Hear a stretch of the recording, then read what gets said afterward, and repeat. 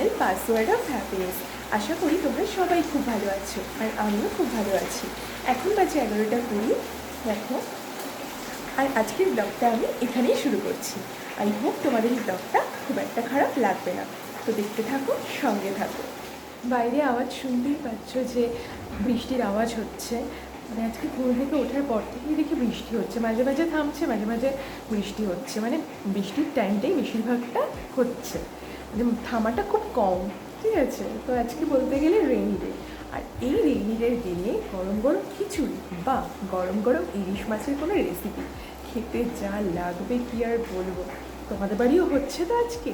ও হ্যাঁ, বলতে ভুলে গেছি, আজকে থার্সডে মানে বৃহস্পতিবার। তো তোমাদের বাড়িও হচ্ছে কি না আজকে ইলিশ মাছ বা গরম গরম খিচুড়ি আমাকে কমেন্টে কিন্তু অবশ্যই জানিও। আমার মা বোধহয় আজকে ইলিশ মাছের কিছু একটা রেসিপি রান্না করছে, সর্ষে ইলিশ করতে পারে। দেখা যাক কী করে, দুপুরে খাওয়ার সময় বুঝতে পারবো। আর আমিও আজকে একটা রেসিপি রান্না করবো। যেহেতু বাড়ি বসে বসে কী করবো, বৃষ্টির দিন ঘরের মধ্যে বসে একটু গরম গরম কিছু রান্না করি। মানে ইচ্ছা আছে আজকে পনির বাটার মশলা রান্না করবো, দেখি কতটা এক্সিকিউট করতে পারি। ফার্স্ট টাইম ট্রাই করবো, তোমাদের সাথে অল্প অল্প শেয়ার করে দেবো, ঠিক আছে?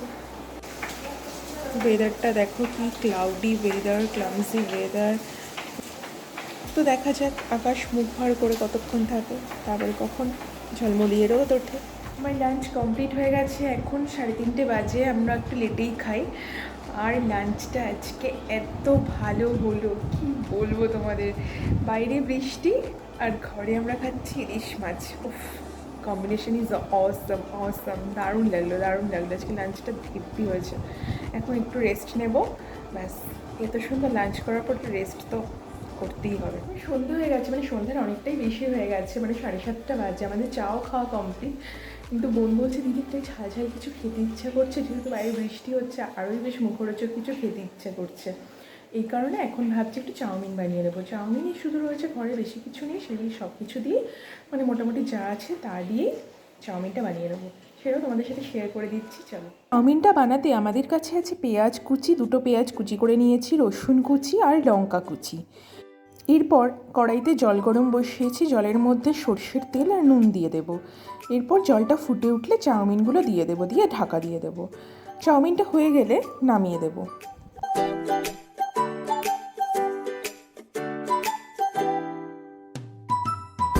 এরপর কড়াইটা গরম হলে এর মধ্যে দিয়ে দেব 4-5 চামচ রিফাইন্ড অয়েল। এরপর হাত দিয়ে দেখে নেব যে তেলটা গরম হয়েছে কিনা।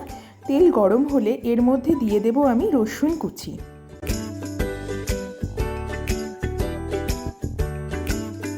এরপর রসুনটা আমি ভেজে নেব, হালকা লাল লাল হওয়া পর্যন্ত ওয়েট করব। হালকা লাল লাল হয়ে এলে এর মধ্যে আমি দিয়ে দেব পেঁয়াজ কুচি। যেহেতু আমার কাছে আর কোনো সবজি নেই, তাই পেঁয়াজটা আমি একটু বেশিই দিয়েছি।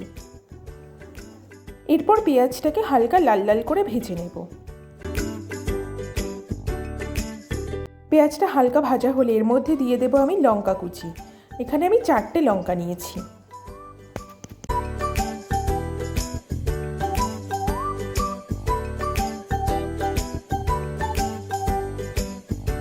এরপরে এর মধ্যে দিয়ে দেব আমি 1 চামচ মতো নুন। নুনটা দিচ্ছি কারণ যাতে পেঁয়াজটা তাড়াতাড়ি করে নরম হয়ে যায়। এরপর পেঁয়াজটাকে আমি আরও 3-4 মিনিট ধরে ভেজে নেব।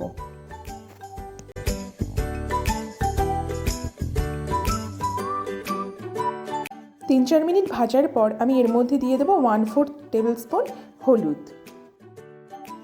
দিয়ে ভালো করে আরও 3-4 মিনিট ধরে ভেজে নেব, যতক্ষণ পেঁয়াজটা একটু হালকা লাল লাল হচ্ছে।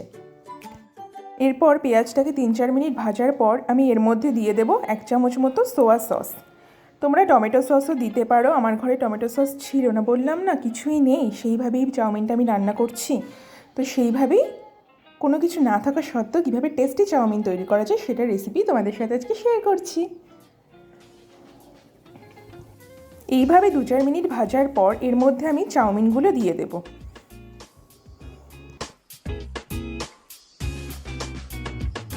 চাউমিনটা দেওয়ার পর এইভাবে মশলার সাথে আমি চাউমিনটাকে মিক্সড করে নেব, আর ভালো করে চাউমিনটাকে আরও 3-4 মিনিট মতো ভেজে নেব।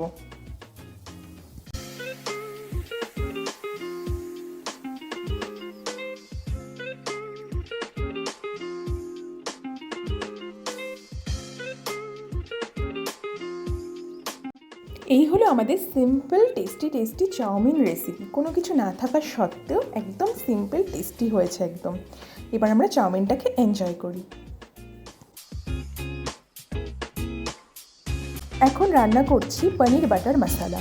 তার জন্য মশলাগুলোকে ভালো করে ভেজে নিয়েছি, গোটা গোটা মশলা ভালো করে ভেজে নিয়েছি। এবার ঢাকা দিয়ে দিয়ে মশলাগুলোকে একটু নরম করে নেব।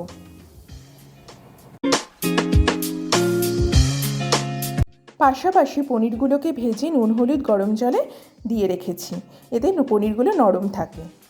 মশলাগুলো ভাজা হয়ে গেছে, নরমও হয়ে গেছে মশলাগুলো। এরপর গ্যাসটাকে অফ করে আমি ঠান্ডা করে নেব, নিয়ে মিক্সিতে পেস্ট করে নেব।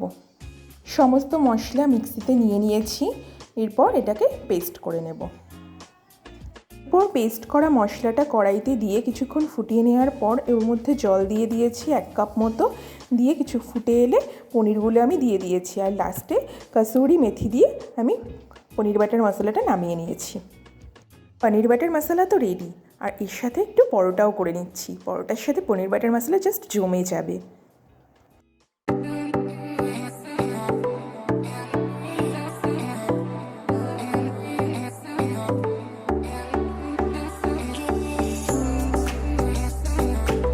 আমাদের ডিনার রেডি, এবার আমরা ডিনারটাকে এনজয় করি।